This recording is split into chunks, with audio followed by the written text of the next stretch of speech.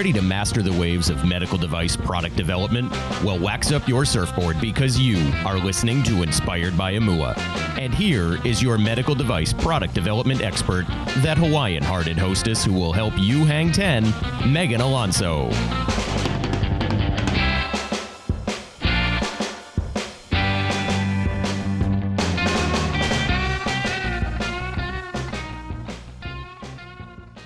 Successful habits breed success. And one of the most successful habits of successful people is reading or consuming books. People of high caliber often read at least 30 books per year.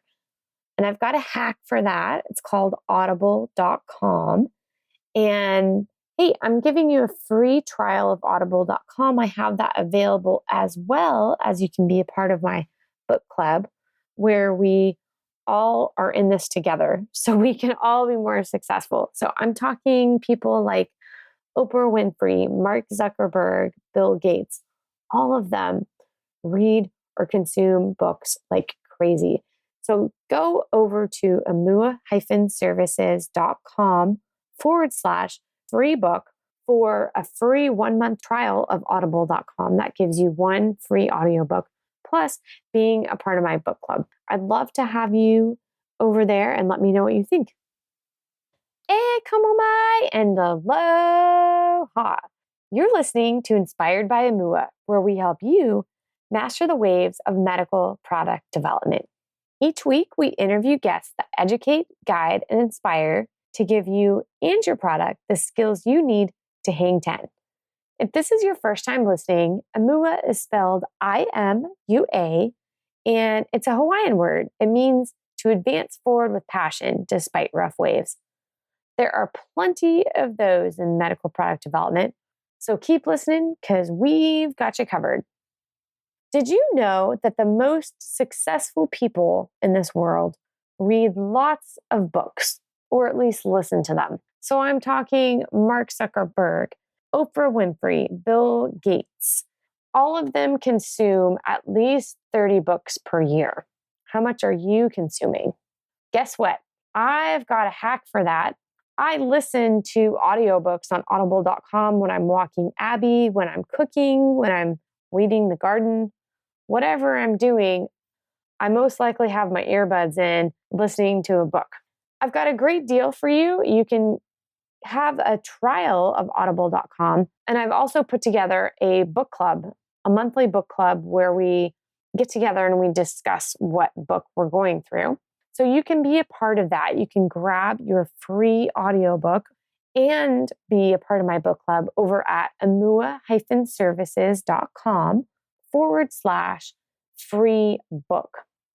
All right, so let's get into the podcast today. And this was inspired by someone I had a conversation recently with, that the first thing he did when he had an idea was go out and spend $18,000 on a patent. And when I hear things like that, it just kind of kills me inside. And I just realized that that's so much money for someone just starting out. And that's a huge commitment. And you're not sure whether you're going to move forward at all. And then to drop that amount of cash right at the beginning is really, really scary. And you don't need to do that. So let's just pick a name for him. Let's name him John Smith. So you can thank John Smith for this episode. So I want to get into how not to patent an idea, 7 costly mistakes that you must avoid when developing a product. So the first one, let's talk about that, is not doing a patent landscape first. So essentially what this is where you think, hey, I have a great idea. First thing you want to do is go research that. Google's your best friend here. And Google it. There's actually Google Patents. You can look at that. You want to research that. See if you can find anything on this idea that you have, because chances are that someone else has thought of it too. And that's okay if they have. You just need to kind of work around that. So you want to do that too. You don't want to hire an attorney right off the bat because they're expensive. We all know that. And what if you hire this attorney and then they end up doing things that you could have found out in 20 minutes. And then you're out $700. So don't want to do that. Research it yourself first. Number two, the second mistake is not doing market research first. So, okay, you have this great idea. You found that you do have freedom to operate. You've done your patent landscape search. Is there a market for it? Will people actually buy it? Too many times I see people moving forward with their ideas and they've developed a solution to a problem that doesn't exist. And then they're just desperately trying to find a problem. So we don't want to do that. We want to look at the problems first and then think of solutions. Number three is evaluating your next steps to see if you even want to move forward. So if you're not sure about this, the process of developing a medical product, taking it from an idea, moving it forward all the way to launching it into the marketplace can be a daunting process. It can be an extremely expensive process, very taxing on you and your family, and then very risky too. So are you cut out for that?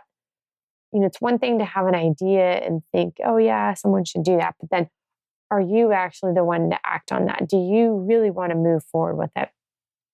So really do a self-examination here and kind of think through all of that if you really do want to move forward. And if you do, we'll move on to number 4.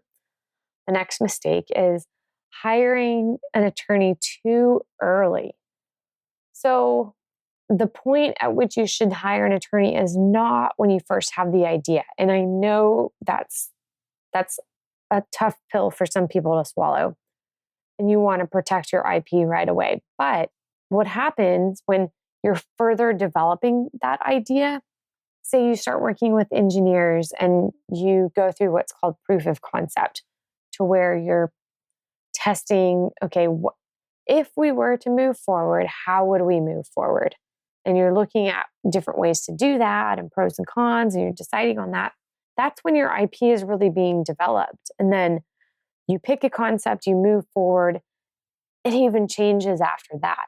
That's kind of the point when you should start looking at IP, not really right at the beginning. And those of you who already have developed IP, or those of you who are thinking, hey, this is the strategy that I should do, I should develop it right away, you might end up doubling that cost. So maybe you spent $18,000 on the first one, then you have to go back and modify it or totally redo it. So maybe that's another $18,000. And then you're up to $36,000. So it's getting very expensive very quickly. The 5th one is, if you're in research, publishing your idea in a journal too early.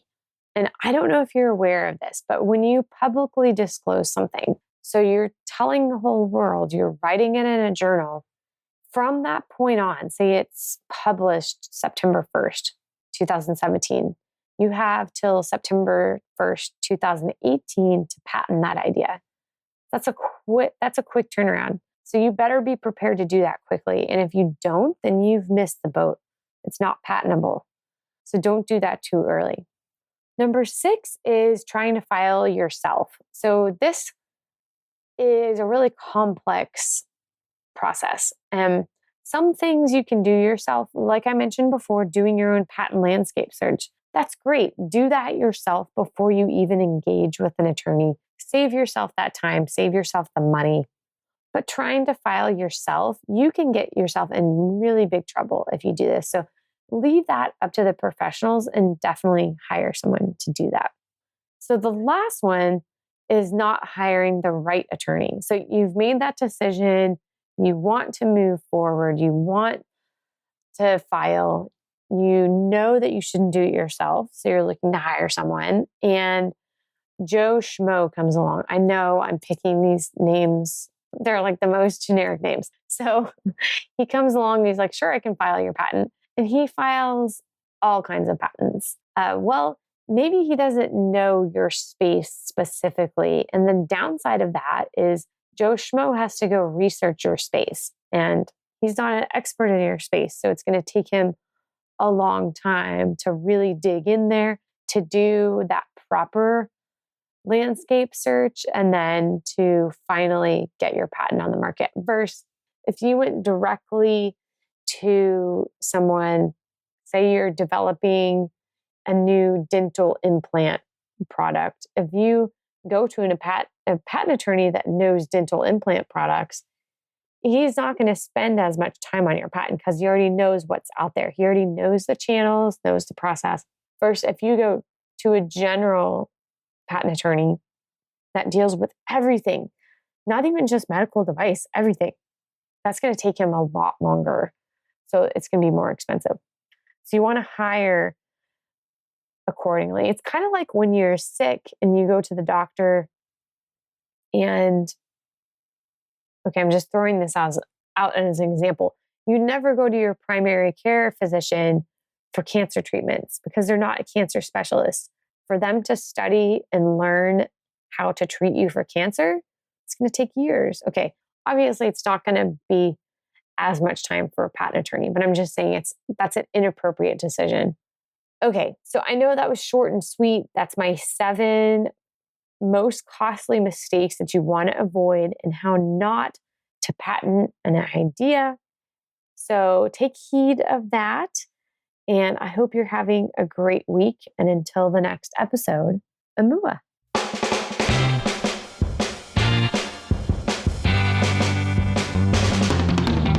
Mahalo for joining us. If you're new to riding the waves of medical device product development, or if you've been in development for a while already, Inspired by Imua is here to surf with you.